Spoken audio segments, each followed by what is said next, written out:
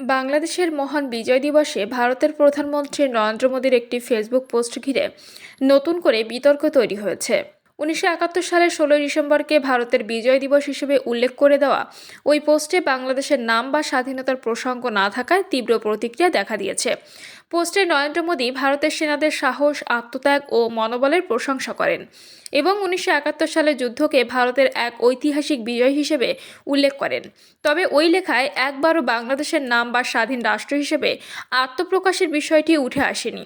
এদিকে এর আগে ভারতের সেনাবাহিনীর পক্ষ থেকেও একটি পৃথক বার্তা দেওয়া হয়, যেখানে মুক্তিযোদ্ধাদের সঙ্গে ভারতীয় বাহিনীর যৌথ লড়াইয়ের কথা বলা হলেও বিজয়ের ব্যাখ্যা ঘিরে প্রশ্ন উঠেছে। 1971 সালের 9 মাসের রক্তক্ষয়ী মুক্তিযুদ্ধের মধ্য দিয়ে পাকিস্তানি হানাদার বাহিনীকে পরাজিত করে বাঙালি জাতি অর্জন করে স্বাধীনতা। এই দিনেই জন্ম নেয় স্বাধীন ও সার্বভৌম রাষ্ট্র বাংলাদেশ। ইতিহাসবিদদের মতে যুদ্ধের শেষ পর্যায়ে ভারতের সামরিক সহযোগিতা গুরুত্বপূর্ণ হলেও বিজয়ের মূল অর্জন ছিল বাংলাদেশের জনগণের। এই পোস্টগুলোকে কেন্দ্র করে বাংলাদেশ, বিশেষ করে শিক্ষাঙ্গনে দেখা দিয়েছে তীব্র ক্ষোভ। ঢাকা বিশ্ববিদ্যালয় সহ বিভিন্ন ক্যাম্পাসে শিক্ষার্থীরা বলছেন, এটি বাংলাদেশের স্বাধীনতা ও সার্বভৌমত্বকে খাটো করে দেখার শামিল। প্রতিবাদে বিভিন্ন স্থানে মোদি বিরোধী স্লোগান উঠেছে। বিষয়টি নিয়ে রাজনৈতিক ও কূটনৈতিক মহলেও আলোচনা বাড়ছে।